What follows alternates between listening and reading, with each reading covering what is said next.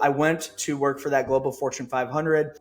After my first year, they promoted me into a team lead role and moved me out to Phoenix. Fractional is the hottest term ever. Fractional CFO. Like if you're on LinkedIn, which I live on LinkedIn. That's something that's very important to me. I'm sure we'll get into that. When it comes to actually preventing it, it's more of just getting the systems in place for the accounting groups, right? So making sure you have, why am I selling this again? I'm not doing anything now. I have a team in place. I have processes in place. My net profit's actually going up. Welcome to The Growth Switch, the podcast where we dive into the strategies, struggles, and breakthroughs of bold business leaders. I'm your host, Jules. I am a growth strategist and lead content creator at Aries Media.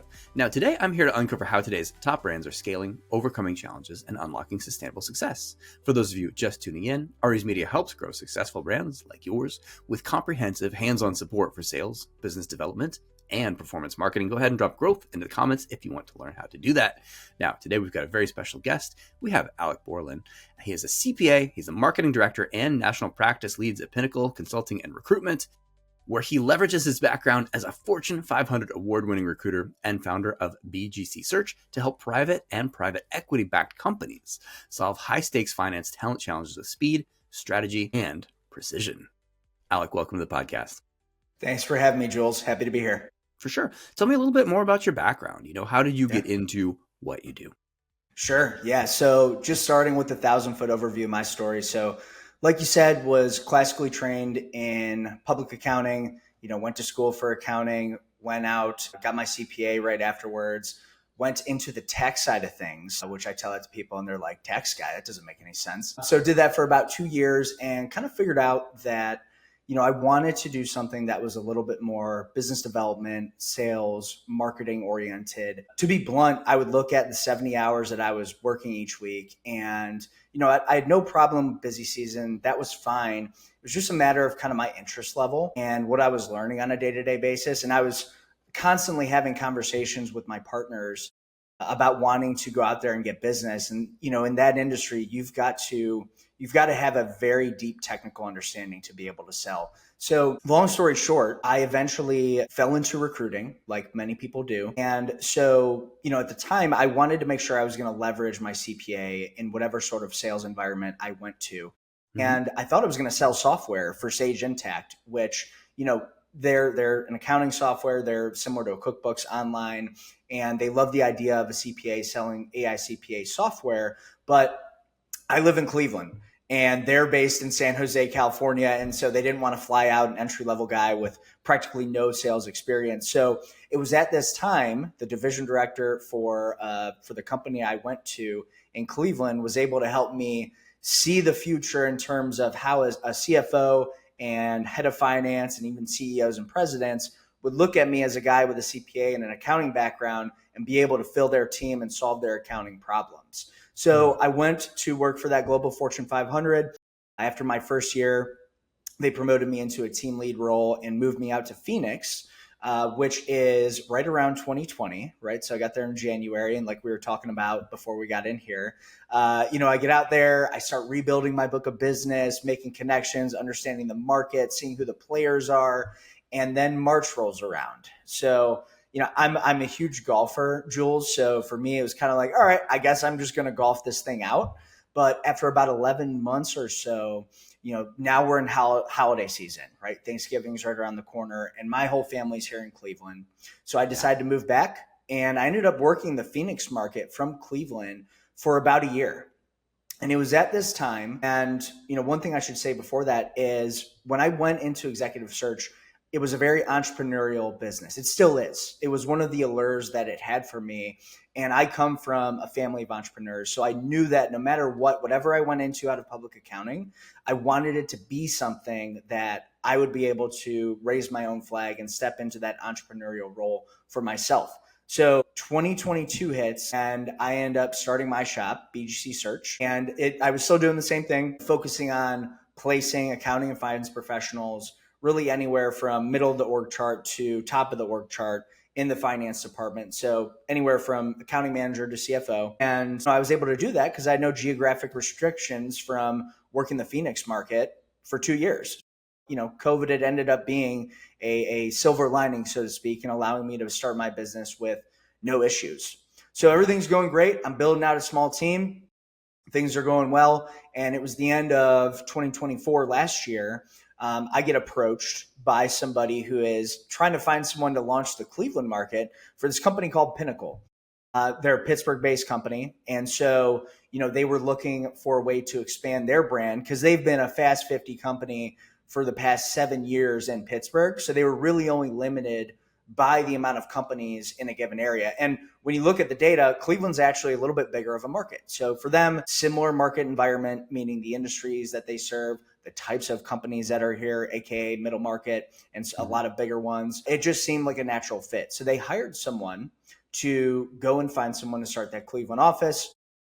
I get approached and ultimately end up selling my firm to Pinnacle as a way for them to expand into Cleveland and allow them to grow. So I brought my small little team over. We have since switched over into and launched this Cleveland market. And now, in addition to running Cleveland, I lead our expansion into the different geographies that we want to expand into throughout the United States. So the little bit of twist there is that, most of my experience before joining Pinnacle was in the direct hire world. Mm-hmm. When I was with the company before my own, I had a mix of services where I was doing 70% direct hire, 30% interim solutions. Whereas Pinnacle now, so we are primarily an accounting and finance consulting firm. So we've got 70 to 80 seasoned accounting and finance professionals that we drop into businesses on an as needed basis, whether that's a key person leaves, whether that's just a busy time of year, like Q2 is right around the corner here. We know that's a peak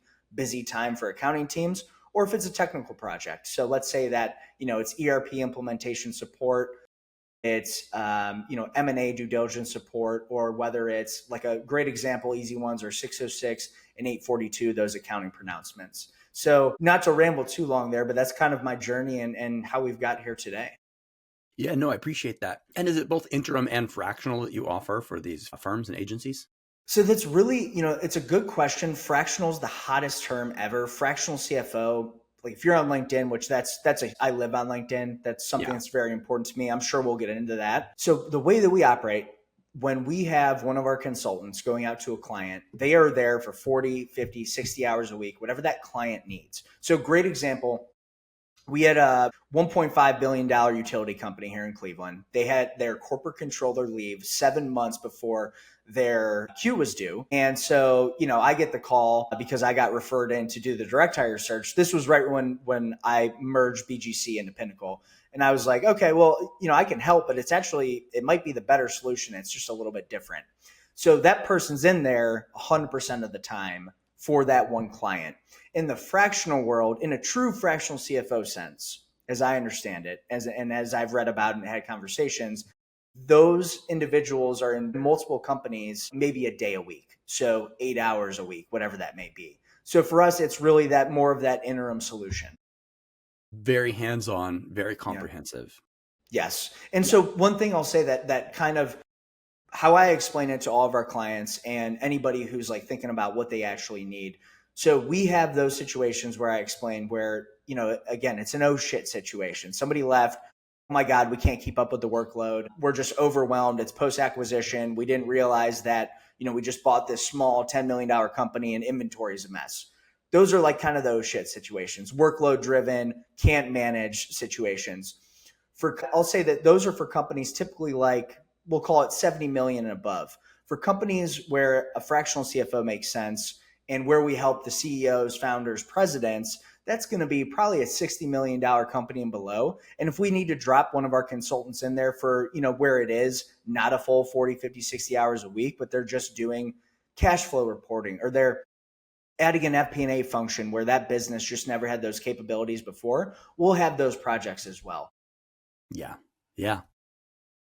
So what's something that you solve in the marketplace that people just continue to get wrong? Because clearly these companies are either making the same mistakes or potentially running into these oh shit situations. Yeah. What is that? How can they proactively not get into these situations, in your opinion? That's a great question. So a lot of times you have the accounting cycle where you have month-end close, quarter-end close, year-end close, and that's just the accounting side of the house, right? FP&A, inventory, budgeting, season, all of those things, they will eventually collide at certain times throughout the year, right? Taxation, provisioning for the publicly held companies. So there's always going to be that natural piece of demand or that natural time of being very busy. Now, in public accounting, it's much different, right? That's like 80 hours a week, 70 hours a week, especially at the bigger firms. Industry, you still get a little bit of it, but not as much. When it comes to doing this proactively, what I want to say is like gear up for those known periods of time. Like if you're a big enough entity, but there are only companies where that's going to make sense for those known periods of busy season or peak busyness for the accounting finance teams. I think when it comes to actually preventing it, it's more of just getting the systems in place for the accounting groups, right? So making sure you have processes set up that your team can follow, the checklists, the documents that show who is responsible for each piece of month end, quarter end, all that stuff.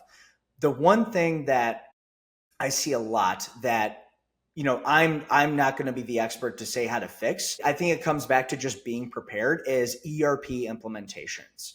So there are so many nightmare situations and even bigger organizations where, they put in a NetSuite or an SAP and they're just like, Alec, we haven't fully implemented this thing. Whoever put this in wasn't doing it through the lens of, they weren't thinking how finance would need it to be able to pull the organization, to pull the information, to pull together the reports in a timely manner and get it to the senior leadership team. So from that perspective, if I was solving that problem, Jules, I would say when you have an ERP implementation going on, have the ERP team, right? So if it's NetSuite, you have somebody from the NetSuite side of things, but bring in somebody from the finance side of things who's going to be able to help you set it up in a way so that the CFO and everyone else inside the organization is going to be able to pull the information accordingly. Yeah.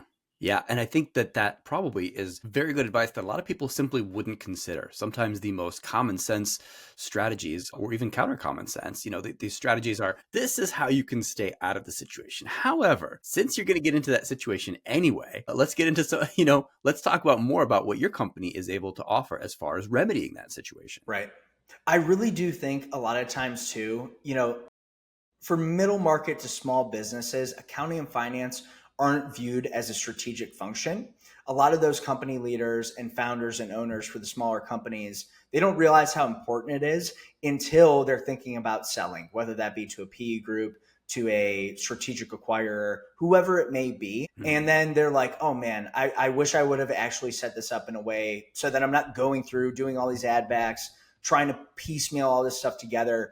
And then they realize, oh my God, like if I just have an accounting and FP&A function in place, my potential exit value, my multiple could go up by 1x, which for the viewers who aren't in this space, like if you have EBITDA that's $1 million and you increase your multiple by 1, that's an extra $1 million, just by having an accounting and FP&A team in place with processes. Yeah. And to piggyback onto that, I've worked with a lot of M&A guys. Mm-hmm. And, one of the biggest things that they say is if you really want to position your company for sale, for this is why this company is valuable to investors. Yeah. Why aren't you doing these things already? Why aren't you doing these things before the sale? Because if you can build your company to be less hassle for you, you can rediscover that joy of why you built the company in the first place, which a lot of people, a lot of these people, they'll be making good money and they're like, but why aren't I making a lot of money? And it's like, well, you are. You just need somebody to show you what you're making, Yeah. You know what happens? They build the business that is an actual business, not a solopreneur venture where the owner's doing everything. And they're like, what? Why am I selling this again? I'm not doing anything now. I have a team in place. I have processes in place. My net profit's actually going up and I'm doing less. They're like, oh, do I want to sell this now? Yeah. Right. So it's a great point. Yeah. It's very hard to do. It's a lot of headaches. It's not easy, but that's also why it's so valuable. That's why somebody acquiring your business wants to buy it. It is a repeatable cash generating machine. That's all a business is. Yeah. Now, for those of us, many business owners who are listening to this who are not doing that quite yet, let's talk about speed, because a lot of times to get these high level positions, it could take you months to hire. And especially these days in recruiting, where it's very competitive, you could be on a 2 to 3 month search. You could get the right candidate. And at that point, the candidate has decided to either keep their job, their company gives them more money and says, hey, we love you, we want to keep you. And now you're on another 2 to 3 month search to find somebody. But you have placed interim CFOs in as little as 48 hours to help middle market companies scale. So what's the playbook for moving so fast without sacrificing the right company fit? Yeah, so for us, it's a matter of our delivery model is just best in class. So I don't say that in a way where everyone's like, we're the best, we have the most relationships. And like all of our team, 75% of our team are former public accountants. And so we understand intimately what it is that it takes to have somebody successful be in that role. We have divisions of roles, right? We have pillars of functions. A lot of companies in our space are set up where there's not a clear segregation of duties. And therefore, when it comes to selecting the best person, presenting that person for an assignment, for a role, if you're placing them full time, there might be a little bit inherent bias of presenting your own person. We have specific functions, and this is getting a little bit more popular, is what I'm seeing in the space, where you have these specific functions that just focus on finding the consultants, vetting them appropriately, prioritizing the right things like stability, the fact that they want to be doing this, the fact that they know the industries that we're talking to, the fact that they've been here before and done what we need for that specific project, right? So that's all just our recruiters. And then they have to manage those relationships, understand the consultant, who they are as a person, what they want. Then we have our client servicers who sit in between our business development folks, aka market directors, who are bringing the projects and then letting our client servicers run point on that. So the client servicer has no skin in the game in terms of presenting their consultant above anyone else's. They manage the project much like a project manager would, and selecting our best consultant presented by our recruiters. And because we have each individual operating in the role that they should be, that they enjoy the most, we're able to just really perform at the peak of our ability. And so because we have everyone knowing exactly what they need to do, that's what allows us to operate as fast as we do without sacrificing quality. Because at any given moment, we have everybody managing exactly what they're supposed to, and they know their consultants inside and out, they know the projects inside and out, they know who's available, and they know who's going to be the best fit based on the company size, their budget constraints, what ERP system they're on. So it's really just a matter of doing the blocking and tackling, which isn't sexy, right? It's kind of boring, the blocking and tackling, but doing that to the best of our ability and then only focusing on. Yeah. Yeah, that makes so much sense. And I think that that's incredibly valuable. So how do you find the right companies to connect with in order to provide these services? Or how do those companies find you? How does this match occur in which you can find the ideal business to work with? Yeah, so I think what that really comes down to is a matter of building that outbound funnel, that the capabilities to identify the companies in the market that just based off of who we've had success with and added value with in the past, to be able to go out there and get to know them. Because in the consulting space, in the search space, I mean, everything is relationship driven. I hate saying, so like it makes me cringe when it's like, I'm a relationship based recruiter, right? Everyone says that same thing. So for me, I am a problem solving based recruiter, right? I solve problems for my clients. And then because I'm good at my job, I've earned the ability to build relationships with those people, right? That's where it all starts from. I don't earn your business, Jules, because I'm a relationship based recruiter. I earn your business because I solve problems and then you love me because we're so good at it. Yeah. Right. So let me just get that kind of, that notion out of the way in how people try to differentiate in that regard. Don't get me wrong. I'm constantly building relationships with people in the area because I want to be able to solve problems with them one day. That's a whole nother topic, but it's the ability to build that outbound campaign to showcase that we can add value, make their lives easier. And then from an inbound standpoint, how to get them to come to us. Personal branding and marketing are two things that I'm incredibly passionate about. So I've been posting on LinkedIn, not every day, but pretty much every day since 2022 when I started my firm. I've probably brought in over 500 grand of attributable revenue from inbound people reaching out to me from LinkedIn content. And that LinkedIn content is nothing more than me talking about the different situations that we've been in or that I've seen from doing this for almost 7 years now. So I just want to show people that like, hey, I've seen this situation before and here's how we handled it. And by putting that out there, I'm just giving them permission to reach out to questions with their questions to me if they're in a similar situation. But at the end of the day, I just want them to get to know me more on a personal level.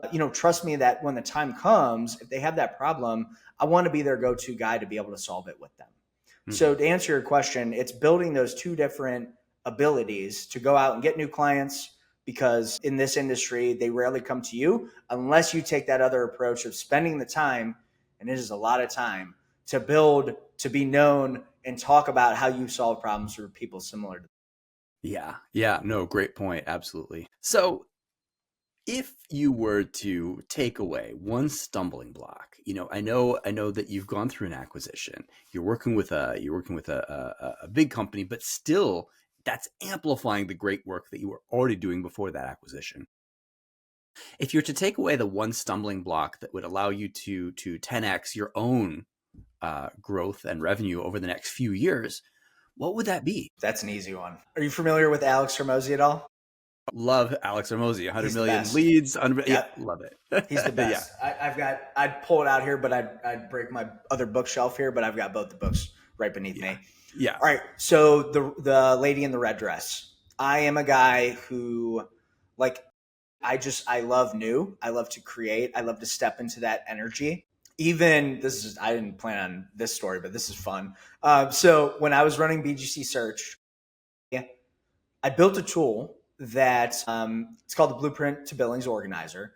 And so it was just a way to keep track of all my prospecting. But I built it in a way that was, okay, I'm reaching out to these individuals about these opportunities. And this is all for business development. So it would be, okay, that company just, they posted that job. For the low-hanging fruit, and recruiters will know this, like if a job's posted, you're reaching out to do that direct hire search on a contingent basis, right? I built it in a way that would show me each step of the follow-up process I need to take. And the message that I was going to send was attached to that step. So I could just click a button and it would be in there. Mm-hmm. So like we were talking about during COVID, a lot of people wanted to start those online businesses. Yeah. I started one of my own and I sold that tool through it. So, this is when my recruiting business was doing exceptionally well. I was working maybe 20 hours a week on that. And, I think I had built 100K in the first quarter, right? And then the rest of my time was on this, I look at it now, this very dumb path of, well, it's not dumb because I took a lot of skills away from it. I learned copywriting. I learned how to create a funnel, how to run advertisements on LinkedIn and Facebook, how to film an advertisement, how to edit an advertisement, right? All these beautiful things that I do still use today, but I was spending a lot of time creating and building that course, selling the tool itself. And I even took it one step further and I spent a bunch of money turning that tool into a software. Yeah. And wanted to turn it into a SaaS-based product. And I did. And I had some people in there. And then one day I was like, Alec, what the hell are you doing? You are not a software guy. You're not a software founder as much as you want to be. You're lighting cash on fire. And this is cool. This has been fun. But this is a lady in the red dress that has taken me way too far down this path. So if there's anything I can do right now, it's just stick to the task at hand. Focus on what you need to do. That is in your lane, right? And so my lane is all things accounting and finance, all things talent acquisition, all things solving problems when it comes to organizational design and the people that are within a finance function. So that is something that I've been a lot more critical in, and it just comes down to focus, which is really with the world we live in, Jules, it's a war on attention. So we've got everybody trying to grab our eyeballs on our phone, in our inbox, on everything. So those who are able to stay focused on the task at hand that is leading towards their end goal, I think those are the people that we see winning big time right now. Yeah. And it's funny too, because there's a duality to that. There's like, man, I get on LinkedIn and there's all these advertisements. I don't, how do I step away from that? Yeah. And also, how do I get other people's attention so that they can focus on me, Right. and my ad and my company, right? So there, it's a dual nature thing. It's so good to understand marketing and get a deep understanding for it, because we are always being marketed to, but at the same time, we're always marketing ourselves. Even if you don't have a company, even if you're not in marketing, you are Yep. marketing yourself in every meeting that you're in every social engagement. When you're out there, looking for a spouse or whatever, you're marketing yourself. We're all in marketing, like it or not. Yep. 100%. 100%. So how do people find you best online? How do people work with you in your company? Find us best online. You can connect with me on LinkedIn. If you just search in Alec Borland, you would find me directly. You can connect there and reach out. The website is pinnacle-cr.com, although we are currently revamping the website to be a little bit more representative of the actual services that we offer, because it's one of those things. I think most companies kind of guilty of it, created a long time. It's not 100% up to date. So the best way is probably just honestly reach out to me on LinkedIn, and would be more than happy to connect with individuals there. Okay, amazing. And all of those links are going to be down below. If you're watching or listening to this podcast, it's in the show notes. I do have a last question for you, though. Yeah. So what makes a project successful beyond the finances? Because, yeah, of course, if people hire other people, they want to see a return on their investment. But beyond that, what's like legacy success to you? Yeah. So for us, what makes a successful project is, it's just going to sound dumb, but it's a project that is completed, right? We set out to accomplish something. We set out to fix something. We set out to clean up something. Whatever the goal is, whatever the project is, it's only good if the person that we put in there is actually there the entire time, right? Because I think what you see in this industry a lot of times is you have people who operate in a model that they put somebody into the position, they place a consultant or they place a temporary worker who they don't know very well. They kind of just plucked them out of the market and then dropped them in there. And then they leave. They get a full-time job and they leave, right? So for us, our consultants are W-2 employees that we pay exceptionally well. We give them benefits, we give them PTO. We make sure that they are going to be there to get you to that end project goal. And then we roll them to the next one with the same thesis. Now, the step we take before that, before we even send them on that project, we talk with them. We talk with everybody that we need to make sure that they're going to be able to do exactly what our client wants them to do. So it's a matter of, number one, vetting them extensively to make sure that they are going to be stable and that they are going to fit well for any of our clients that we want to send them to. That's what gets them into the door. And then from there, we take it one step further, and we have that same rigorous vetting process to make sure that they are a good fit for that project. Because what we also see in our industry, Jules, is we have our competitors. Some of them will keep these people on and just force them to go into a project without talking to them about it. What we've heard from our consultants is that they want to be able to go do the projects they want, maybe take a month off, and then come right back and go to the next one. What we don't want to do is be forced to put somebody into a situation they don't want to go into. Then, because they know they didn't want to be there, they end up leaving because they hated it, because they were bored. They want to be adding more value. Yeah. So it's such a simple thing, but a successful project for us is finishing the project and getting everything done that the client wants. And that's why we have a 98% project completion rating, because everything we vet when it comes to getting our consultants into our ecosystem is about making sure our clients are taken care of and solving their problems. Yeah. And I think that impressive rating comes from that impressive level of care. Yeah. It's so when we think about this space, this is a highly competitive service-based business and industry.